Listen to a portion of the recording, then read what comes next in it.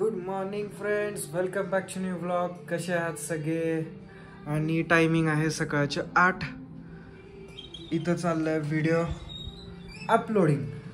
जी हाँ, आज सुबह से सब कुछ ठीक से हो रहा है, समय से हो रहा है. उसकी वजह ये है कि मैं सुबह 6:30 बजे 7 बजे से काम कर रहा हूँ.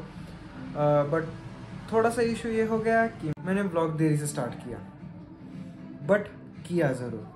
और वहाँ पे बैच चालू है. Snigdha and Tanishka taking the batch of Vedant and Siddhi. या so without wasting time, let's start today's vlog.